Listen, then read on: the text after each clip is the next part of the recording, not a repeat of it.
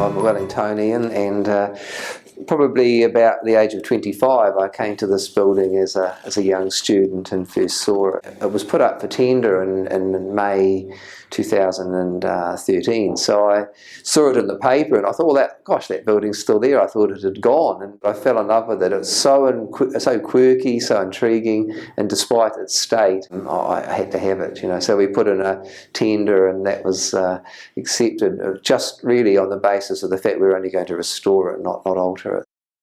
The day I bought it, we had a magnitude 6 come through here, and I wondered what I'd done. But living in Christchurch, the loss of the heritage buildings was more than needed be, and there's such a dramatic damage to Christchurch as an entity and a cultural city.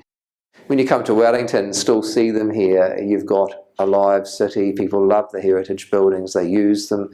They enjoy going to them for restaurants or just working or just being in the streetscape. So I think being a small building didn't mean it was a small job, and the minds here have certainly been exercised just to plan it. So it's a challenge, but a good one. The excitement is where we've been. You look at the result now, and it's just absolutely stunning, and you think we've been a long way, but gosh, it shows. The original bill of sale for the building or the tender came with a report from a reputable firm saying it was 9% of new building strength. We found out subsequently, without doing anything to it, it was sitting at around about 50% of new building strength, and they'd miscalculated. In actual fact, the strengthening was quite simple. It was very non-invasive, done very quickly. We did this in the end with about 300mm wide strips of carbon fibre with a very strong epoxy glue.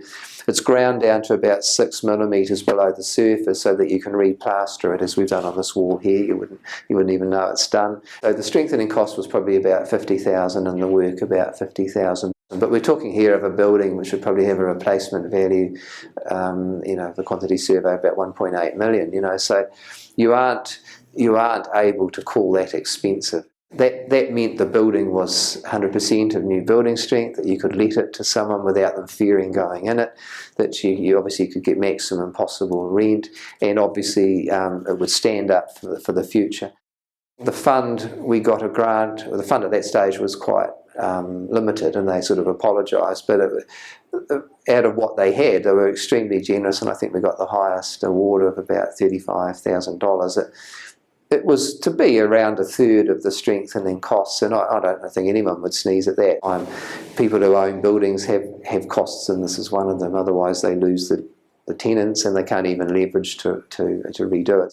The relationship's more about just getting a bit of money to put some strengthening in. It's all about making sure everybody gets the best outcome. There were cases where we just had to ring the heritage team up because we couldn't get the traffic management people away from our footpath alterations, and just a quick call there sort of managed to sort out what was going to be a real protracted sort of debate. It's much easier to fix a building before it gets damaged than to come in afterwards and try and patch up the mess. The longer you wait, the worse the damage could be.